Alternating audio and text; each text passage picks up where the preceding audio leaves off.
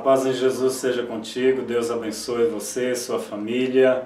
É um grande prazer ter você aqui de volta para nós juntos assistirmos, comentarmos, estudarmos esta nossa segunda aula desta revista que agora estamos estudando nesse terceiro trimestre deste ano. Você que não assistiu ainda a primeira aula, volte um pouquinho lá, assiste. E você, se quiser me abençoar, aqui embaixo tem um botãozinho, clique lá, inscrever-se. Na sequência vai aparecer um sininho. Você clica no sininho, porque todas as aulas que a gente estiver postando vai aparecer aí para você no seu celular, no seu computador.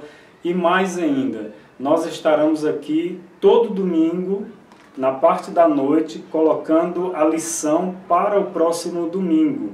Você poderá assisti-la aí toda semana. E da mesma forma, todas as quintas-feiras, nós estaremos colocando um vídeo aqui no canal, falando e dando dicas para professores, para alunos, falando do contexto, da formação, da construção da escola bíblica dominical na nossa igreja, aqui, para que todos nós sejamos abençoados a cada dia mais e mais. Tá bom? É um grande prazer tê-lo aqui. Vamos lá? Nesta revista, o pastor Claudionor de Andrade está comentando, buscando argumentos, fundamentos para nos ensinar acerca da aproximação de Deus. Como eu, ser humano, comunidade, nação, me aproximo, me achego, vou para perto de Deus, em especial como eu cultuo ao Deus Todo-Poderoso. Neste contexto aqui do livro de Levítico, é claro, nós estamos falando aqui do povo de Israel, a nação, o povo que saiu de dentro da escravidão do Egito, atravessou o Mar Vermelho, foi para um ambiente desértico, seco, sem vida, sem nada, e lá foi sustentado por Deus durante dezenas de anos. E ali o Senhor mostrou para o povo de Israel quanto Ele é cuidadoso para com aqueles que estão buscando a sua face. Aqui na lição de número 2, nós temos como título A Beleza e a Glória do Culto Levítico. Esta lição estará sendo ministrada aí na sua igreja no dia 8 de julho de 2018, deste ano em que estamos, e traz aqui no texto áureo o versículo que está no livro de Levíticos, capítulo 9, e o versículo 23, que diz desta forma: Então entraram Moisés e Arão na tenda da congregação, depois saíram e abençoaram o povo. E a glória do Senhor apareceu a todo o povo. Eles entraram na tenda, Moisés e Arão, buscaram ali a face do Senhor, prestaram o seu culto ao Senhor, saíram da tenda, se apresentaram diante do povo, abençoaram o povo e a glória do Senhor apareceu a todo o povo. Difícil imaginar aqui que glória era esta, né? Enfim, mas quem sabe um dia a gente consegue aí pelo Espírito Santo ter uma noção de que glória foi essa que apareceu ali a todo o povo, através ali Moisés e Arão orando e abençoando todo o povo de Israel. Aqui na verdade prática nós temos o verdadeiro culto divino não se impõe pelo ritualismo. Bem, o ritualismo nós conhecemos que é aquela forma aonde eu digo, olha, o culto vai ser desse jeito, em tal momento você faz isso, em tal momento você faz aquilo, em tal momento você faz isso, no final você ora assim, dessa forma, ritualístico. Ou seja, eu engesso a pessoa que vai à presença de Deus no templo, na igreja.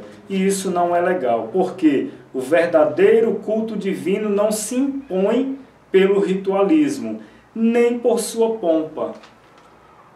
É muito bom ter uma igreja rica, bonita, luxuosa, com um som maravilhoso, com tapetes, com cadeiras acolchoadas, mas isso não quer dizer que aquela igreja esteja prestando um culto verdadeiro.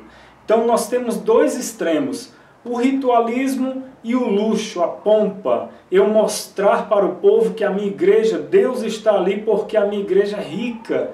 Não é por aí. mas pelo quebrantamento de coração e pela integridade de espírito.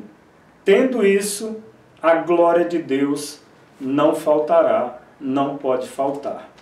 Aqui na leitura bíblica em classe, o pastor Claudionor coloca no livro de Levítico, capítulo 9, dos versículos 15 ao 24.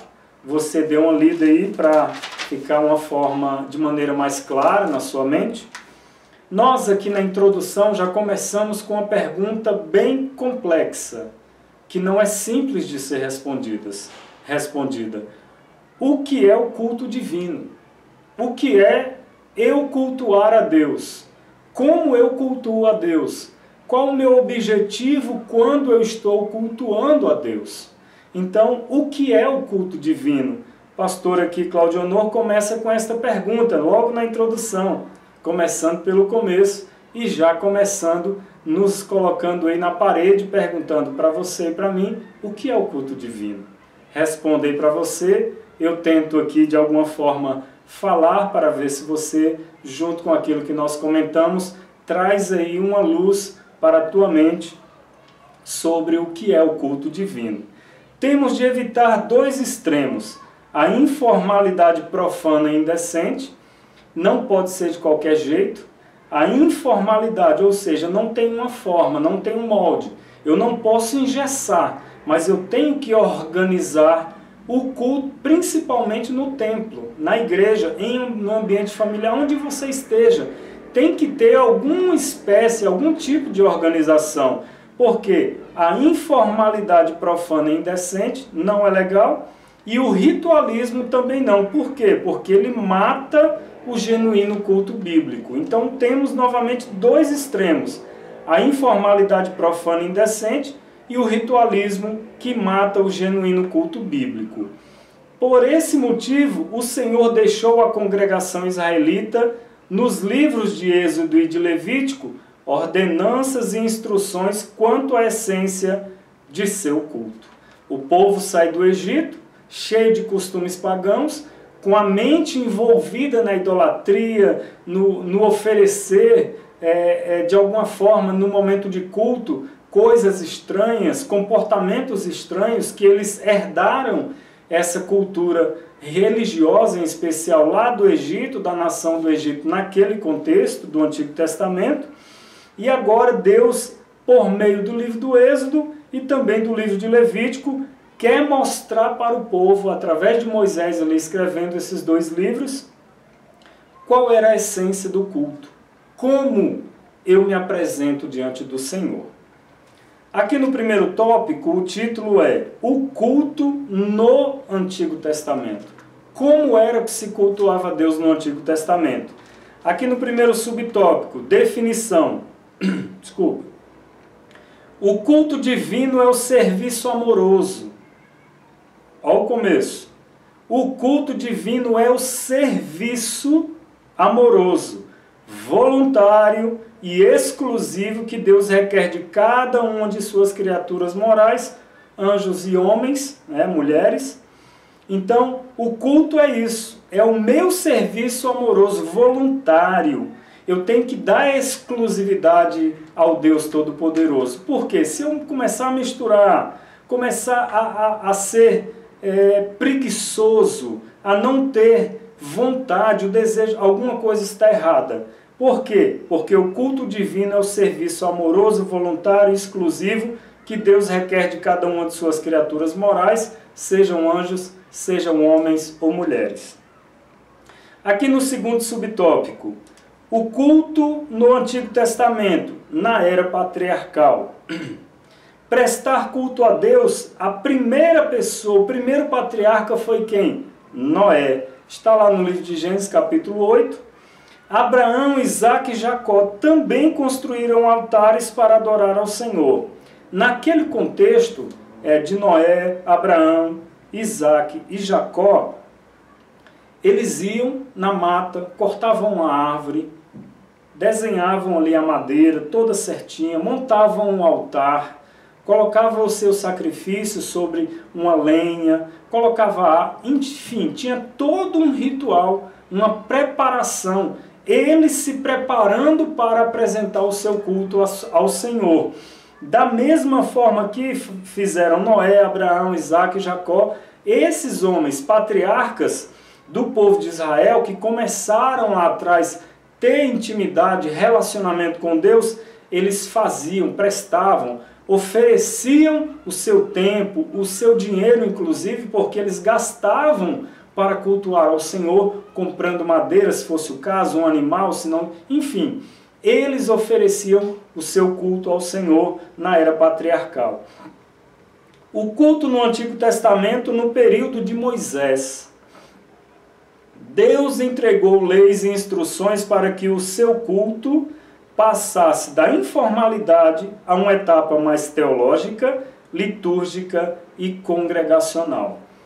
No momento aqui, quando os patriarcas, cada um oferecia o seu culto individualmente, ou para aquela família, ou para aquela comunidade, e agora Deus, através de Moisés, está mostrando para o povo, para a nação, para aqueles que ele escolheu para serem a nação sacerdotal naquele contexto, que o culto era bom, que saísse daquela informalidade e passasse para uma etapa mais organizada, mais comunitária, mais que envolvesse mais pessoas, mais famílias.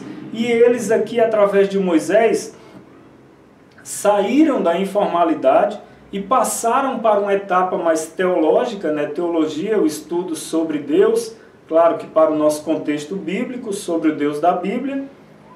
Uma etapa litúrgica, ou seja, tinha uma organização, e uma etapa congregacional. Como? As pessoas prestavam seu culto no meio do mato, nos montes. Pode fazer isso hoje? Pode.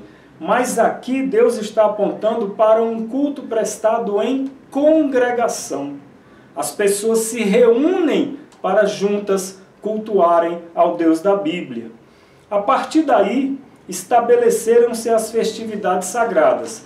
Neste mesmo contexto, as festas que o povo de Israel celebrava no Antigo Testamento passaram a acontecer. Eles se reuniam em cada época do ano para prestar um culto a Deus, fazendo uma festividade, alegres por conta da colheita, por causa da chuva, pela saúde, enfim, pela libertação do povo do Egito, enfim, as festas aconteceram a partir deste momento, começaram a acontecer, né?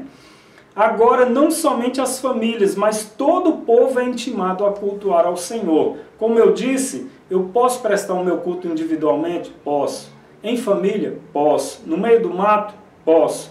Mas é interessante que eu também participe deste culto congregacional, com muitas famílias ali reunidas, todos no mesmo propósito, cultuando ao Senhor. Quarto subtópico aqui. No tempo de Davi e Salomão, até a ascensão de Davi como rei de Israel, a música não era utilizada no culto divino. A celebração oficial ao Senhor foi enriquecida com a formação de coros e instrumentos musicais.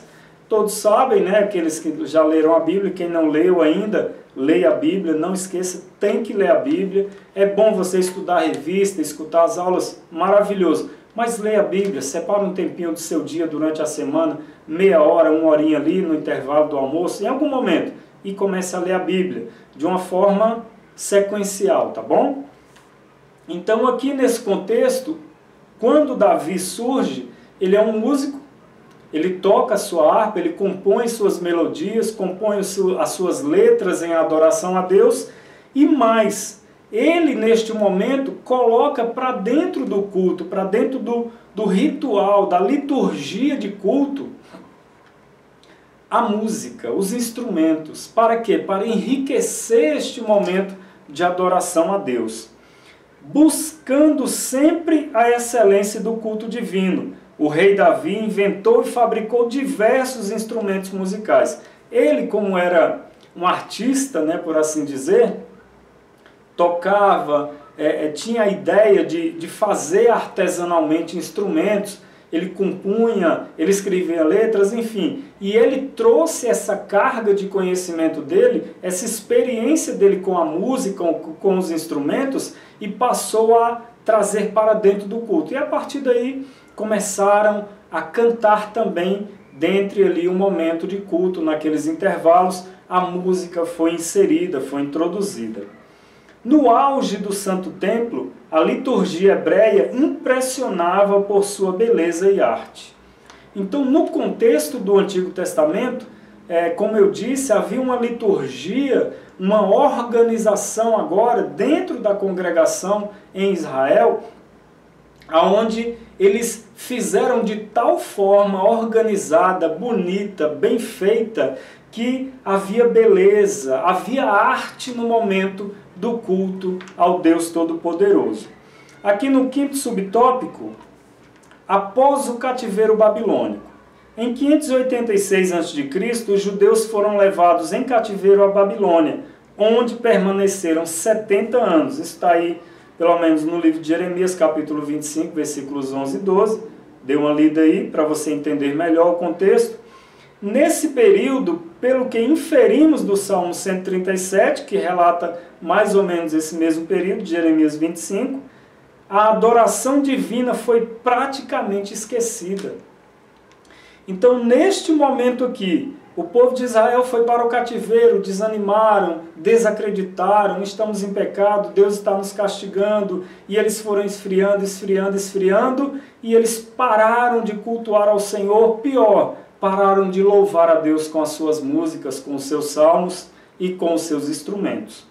Mas, com o retorno a Jerusalém, os repatriados, incentivados por Esdras e Neemias, reavivaram o culto levítico.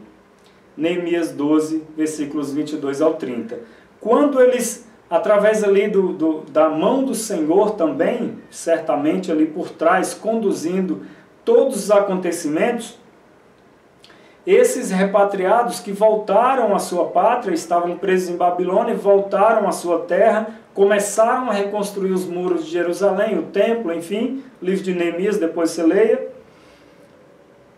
Eles foram incentivados por Esdras e Neemias e a partir daí eles reavivaram o culto considerando o livro de Levítico.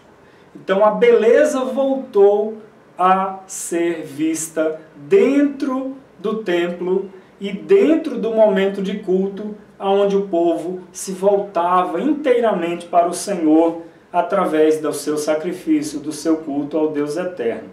Aqui no segundo tópico, temos aí como título Elementos do culto levítico. No primeiro subtópico vem sacrifícios. Quais são os elementos que fazem, que compõem, que estão ali dentro do culto levítico? Primeiro, sacrifícios. O culto inaugural do Santo Templo, que teve início com a chegada da Arca da Aliança, foi marcado por uma grande quantidade de sacrifícios de animais.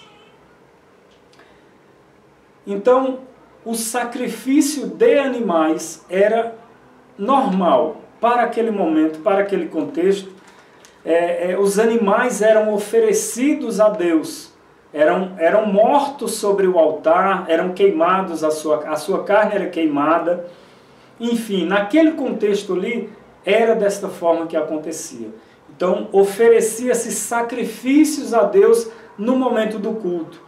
Qual? Um animal. Cada família, a partir da sua condição financeira, levava uma ave ou levava um animal de pequeno porte, médio porte, grande porte. Aí ia variar de acordo com a condição financeira de cada família, de cada indivíduo. Mas o sacrifício era parte essencial. Segundo, cânticos. Em seguida, os cantores e músicos puseram-se a louvar ao Senhor, entoando provavelmente os cantos que Davi e outros salmistas haviam composto. Hoje, dentro da estrutura da maioria das igrejas, a Assembleia de Deus, onde eu congrego, temos a harpa cristã. Em outras, eu confesso que eu não sei o nome de todos, mas tem um cantor cristão, tem o inário, enfim, sempre tem um livrinho onde tem as músicas congregacionais que são cantadas a partir deste livro, desse compêndio de músicas, no momento de culto, geralmente no início, né? Não era diferente aqui no culto em Israel, no culto a partir do livro de Levítico. considerando que a partir de Davi, a música, os instrumentos que participaram, vieram a fazer parte do culto. Então aqui eles cantavam os salmos escritos por Davi e todos os demais salmistas, eles inspiravam o momento de culto ao Senhor. Terceiro, a exposição da palavra. Culto sem palavra é difícil, né? É complicado. Logo após, Salomão dirigiu-se ao povo, fazendo uma síntese, um resumo da história sagrada até aquele instante. Quando ali do momento em que Salomão toma a palavra, naquele culto, naquele dia abençoado no templo, ele faz um resumo, ele sintetiza toda a história de Israel até chegar naquele momento. Ou seja, ele trouxe ali uma mensagem, ele pregou ali naquele momento de culto e todo o povo estava atento ouvindo. Da mesma forma, não pode faltar dentro do culto a oração. O rei dirige-se agora a Deus em oração, agradecendo-o por aquele momento, e intercede não só por Israel, mas pelos gentios. É fácil, né, eu orar por aquelas pessoas que estão próximas a mim, que eu amo, que eu gosto, mas aqui dá-nos o exemplo. Não orou somente pelo povo de Israel, orou pelas nações gentílicas também, que em princípio eram os pagãos, né? E ele buscou a Deus ali em oração diante do povo, dizendo, olha, nós oramos pelos amigos, pela família, pelos nossos irmãos compatriotas, mas nós oramos também pelas outras nações, por aqueles até que nós não conhecemos. Não pode faltar ainda a leitura da palavra. Já no tempo de Esdras e Neemias, a palavra de Deus começou a ser lida publicamente, como parte da liturgia do culto. Os sacerdotes puseram-se também a explicar a lei ao povo de Deus. A leitura, temos como costume, dentro da liturgia da maioria das igrejas evangélicas e também das igrejas cristãs, enfim, de todas, né? Costuma-se ler um texto bíblico, que para nós chama-se de leitura oficial. Então, a partir ali de Esdras e Neemias, a leitura da palavra de Deus começou a ser feita publicamente, porque em princípio eram só os sacerdotes. Meio que a igreja católica romana na Idade Média, né? Só os sacerdotes, bispos, padres, papas tinham acesso à Bíblia e lia-se em latim quando era publicamente, para que o povo não entendesse, né? Infelizmente. Mas aqui Neemias e Esdras dão-nos o exemplo, ler a Bíblia de uma forma pública, para que aqueles que estão diante de mim a escutem, entendam e percebam a necessidade deles absorverem isso e guardarem na tábua de seus corações. A bênção. O culto levítico era encerrado com a bênção araônica, né, que está aí em Números capítulo 6, dos versículos 22 ao 26. Ao serem abençoados, os filhos de Israel conscientizavam-se de que eram propriedade particular do Senhor. Que o Senhor te abençoe e te guarde, que o Senhor faça resplandecer. Enfim, a bênção araônica sobre a nação de Israel era um lembrete. Olha, o culto está encerrando aqui, vão para as suas casas, mas não se esqueçam que o Deus de Israel é com vocês, aonde vocês estiverem, e a bênção dele estará acompanhando, seguindo e guardando você e a sua casa. Aqui no terceiro tópico, finalidades do culto levítico.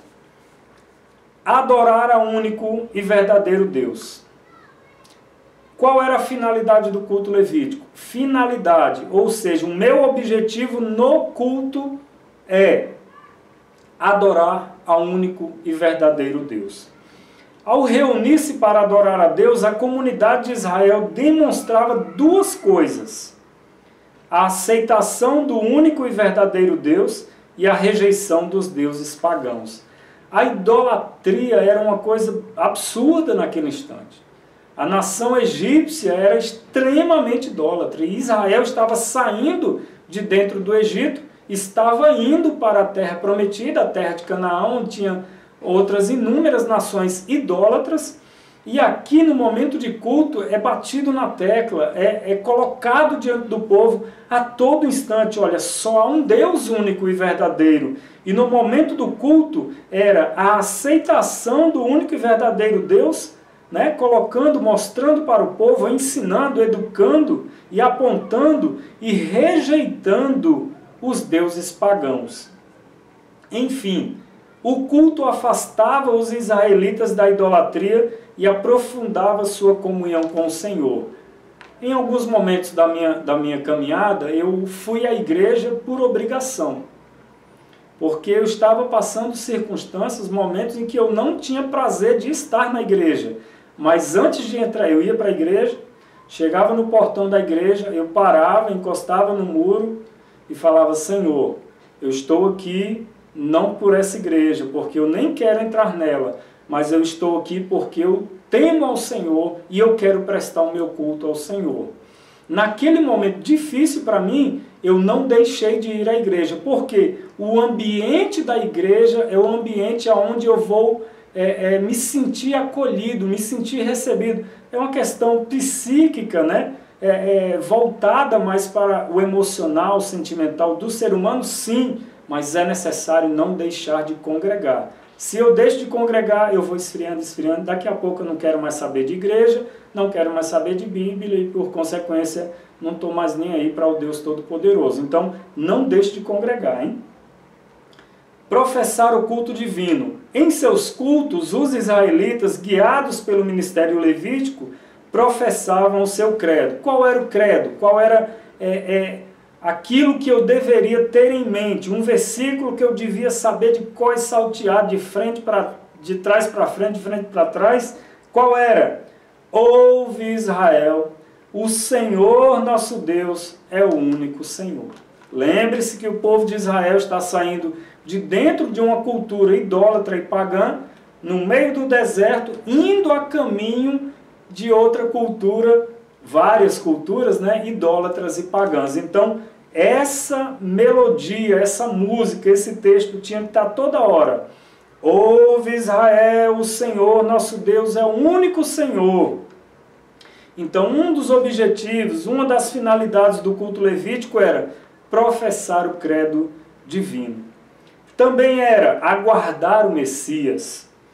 Um israelita crente e predisposto a servir a Deus jamais seria surpreendido com a chegada do Messias, pois o culto levítico era essencial e tipologicamente cristológico.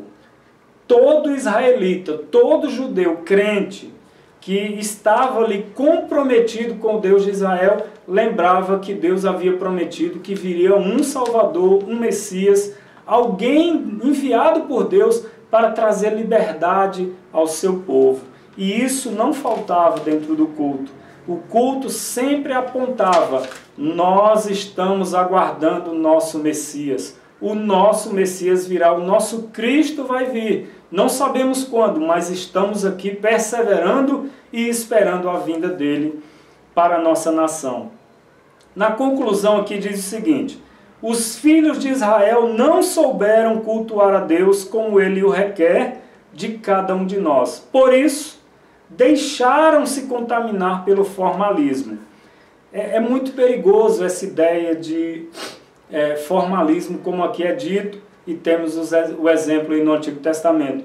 O povo de Israel começou a se acostumar tanto que aquilo era não somente agora um ritual, não somente um momento que eu estava na congregação junto com os meus irmãos cultuando a Deus.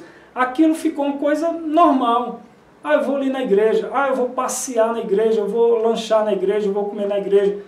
Temos que ter cuidado, porque o povo de Israel errou, vacilou, e isso aconteceu com eles. Eles foram contaminados pelo formalismo. Entraram na forma do comodismo, enfim, esqueceram que na frente do Deus eterno a nossa alma tem que estar quebrantada, contrita e ter liberdade a partir do Espírito Santo.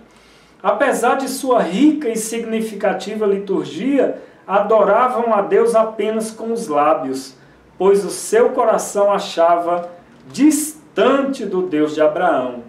Então é uma coisa triste, é um exemplo muito ruim. O povo de Israel no Antigo Testamento, em alguns momentos, deixaram para a gente. Eles adoravam a Deus com os lábios, os sacerdotes, os levitas, eles simplesmente cumpriam um ritual, eles simplesmente eram profissionais da fé, profissionais da religião. Infelizmente, nós não julgando ninguém, mas a gente percebe, a gente tem o costume de estudar, ler a Bíblia. Muitas igrejas, muitos pastores, muitos pregadores, líderes, enfim, estão caindo neste erro. Qual é o erro? Adorar a Deus, pregar, falar de Deus, mas só da boca para fora. Mas aquilo não está aqui no coração dessas pessoas. E nós temos que ter esse cuidado, porque nós também podemos ser contaminados com este grande mal que é o formalismo.